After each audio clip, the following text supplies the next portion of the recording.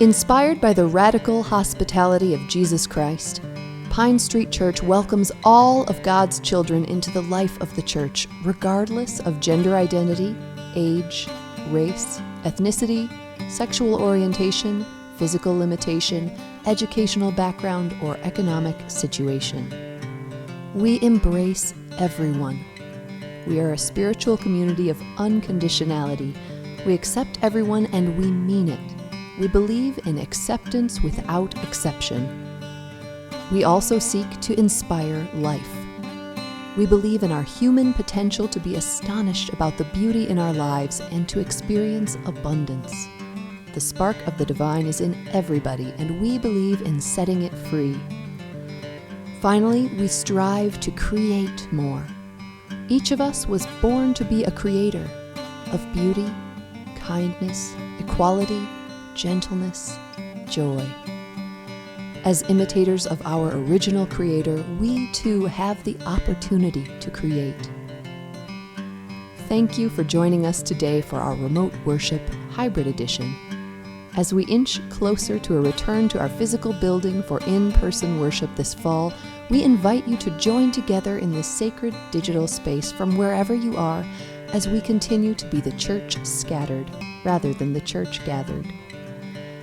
May you find hope and joy, love and meaning, and challenge and inspiration today. Welcome to Pine Street Church.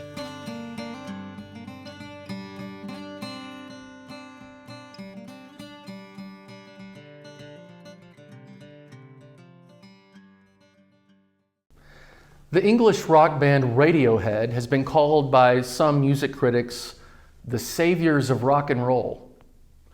I'm not fully sure why, but their song Fake Plastic Trees is one of the reasons why. It's a song about how difficult it is to make authentic connections in a world that is so full of fake. It talks about a couple whose relationship is falling apart. Boring, bland, nothing real, broken. It's wearing them out. Even so, the song, Fake Plastic Trees, talks about the hunger and craving for a real relationship. And they invest all of the energy they can into making it real and lasting. But as one of the lines puts it, it wears me out. And a haunting line in the last verse is, if I could be who you wanted all the time. If I could be who you wanted all the time. I love the song. It's haunting and powerful. It peaked on the music charts at number 11 in 1995. We are now into the fifth and final week in John's Gospel, chapter 6, and I don't think Jesus is making the first century pop charts about anything, except for the way it all started with the feeding of the 5,000. Remember that? Beginning of John's Gospel, chapter 6. Now that was a hit, but it's been a downhill slide since, especially today as people are walking away from Jesus in droves. That's how St. John describes it, essentially. And it makes me wonder if Jesus ever felt this about his followers, that they're wearing him out. And seems from today's gospel that his teaching is wearing people out too, including his inner circle who ask about all of his talk about his teaching being too difficult to accept. And Jesus asks if it's offensive to them. Does this offend you? Which I think is kind of funny, actually. How could this teaching not be offensive to anybody listening to him? Eat my flesh, drink my blood. I mean, Rabbi Jesus is teaching in the synagogue, for God's sake. And it's as if the disciples are looking at him and shaking their heads going, Jesus, listen to yourself. Do you hear what you're saying? I get it. Don't you? This teaching is difficult. Surely there could have been other ways for Jesus to, describe what it could mean or would mean to enter into life with God in intimate, and connective and life-altering ways besides telling everybody to eat his flesh and drink his blood, right? I get frustrated with Jesus sometimes too. He wears me out. But remember last week, we don't have to take the Bible literally to take Jesus seriously. That's where we need to, in the words of the epic poet E.E. Cummings, now the ears of my ears awake, and now the eyes of my eyes are opened. Awake, my soul.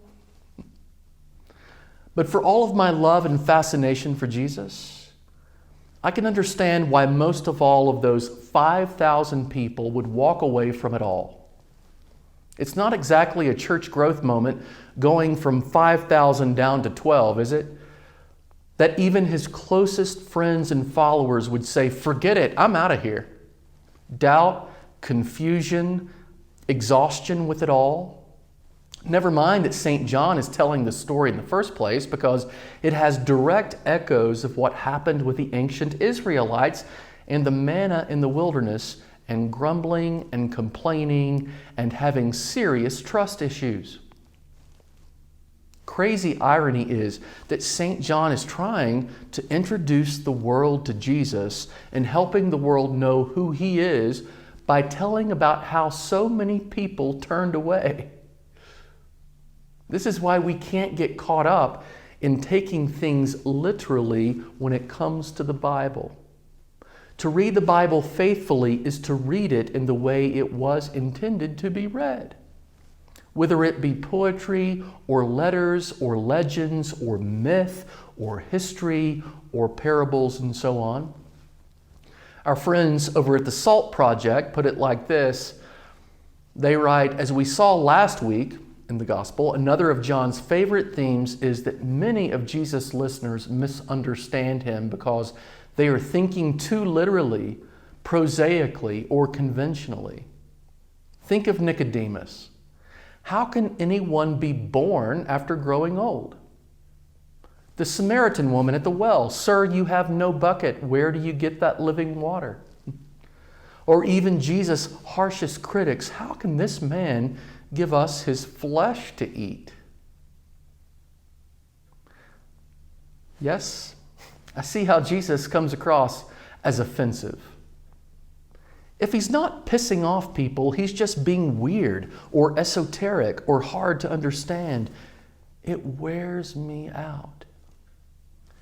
But it's not fake. Jesus is not being fake. It's people who try to make Jesus something that he was not that makes this whole Christianity thing fake. Or if not fake, then like that couple in the song, boring, bland, broken. There are so many people, you don't need me to tell you this, so many people who have been not necessarily leaving Jesus, but leaving the church for several decades now, leaving institutional Christianity, people who have given up on trying to understand Jesus, folks who find God outside of the walls of a church. Nevertheless, people who hunger and crave what is real, not what is fake or plastic. I get it. I was talking with my college pastor this past week. He's actually coming on our podcast, Hyphenated Life, for season 3 this fall to talk about some of these very things. And this week he said, Andrew, I think there are folks who are looking for church as a place to fall apart sometimes. And he referenced this Merle Haggard song. I won't go into it. But the church as a place for people to fall apart sometimes. Not that their lives are falling apart per se, but that their beliefs and what they've learned in church are falling apart. Because it doesn't serve them well anymore. I mean, they may love Jesus, but the church wears them out. So many people are hungry to leave fear-based religion. These are thinking people, feeling people, real people, craving, starving for something that is real. And the church has failed them. That's on you and me, professional Christians, longtime Christians. So much of this has to do with the way we see God, talk about God, the way we read the Bible. And today's text from St. John is such a good example of this. People are searching for what French philosopher Paul Ricoeur calls our second naivete, meaning that those who have reached this stage of life often display a mindset that is characterized by a greater willingness to embrace the paradoxes and mystery of faith.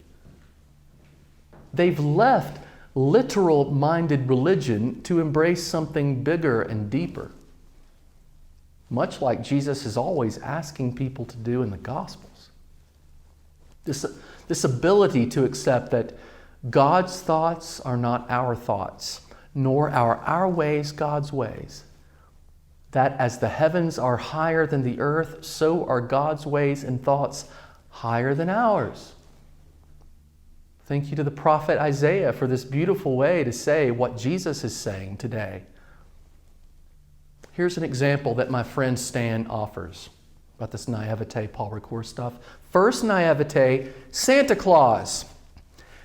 Actual, historical, literal person complete with real elves, flying reindeer, magical sleigh, and North Pole workshop. End of discussion. Then after that, sophistication.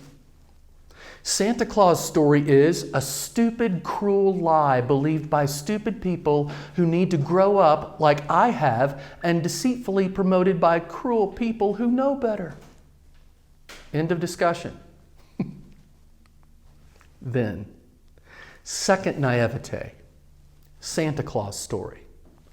A lovely truth more beautiful and meaningful than I ever could have imagined. Let's discuss. Better yet, let's sing, eat dressing, and open gifts. Then my friend ends with this little postscript.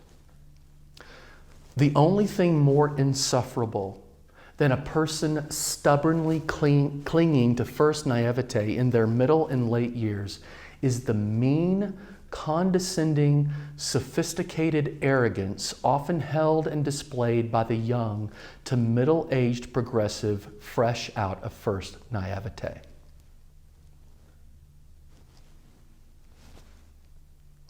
And so for all of us Christians and non-Christians and beyond, here's to the journey to second naivete.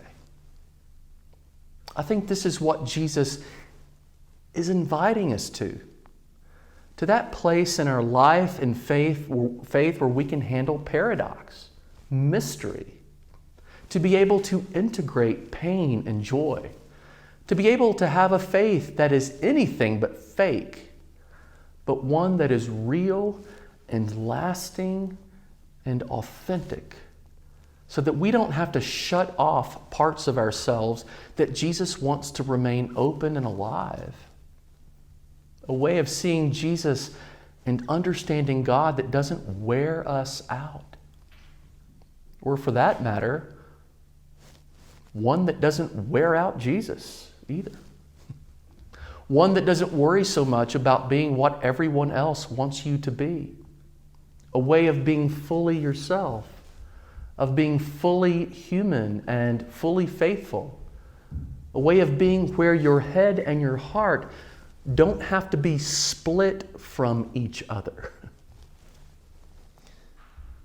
And so who knew that a rock band Radiohead, the Bible, and Jesus would have so much in common? But I believe that they do. And it's time to get on with being individuals and a church and a community where people are free to live an examined life. A life that is full of freedom, full of grace. A place for you to fall apart if you need to. Or for beliefs to fall apart that no longer serve you well. For those fed up with fake who are hungry and thirsty for the flesh and blood of God's life that we can feed on and feed off of now and forever. So there you go. Radiohead, the Bible, and Jesus.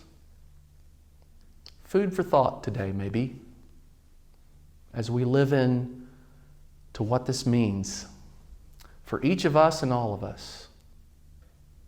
No fake, no plastic, all real. Amen.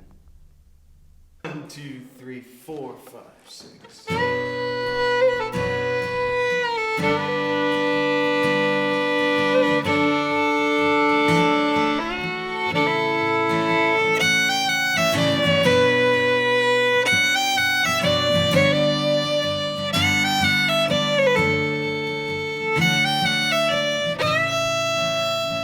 Guide me, oh, thou great Jehovah, pilgrim through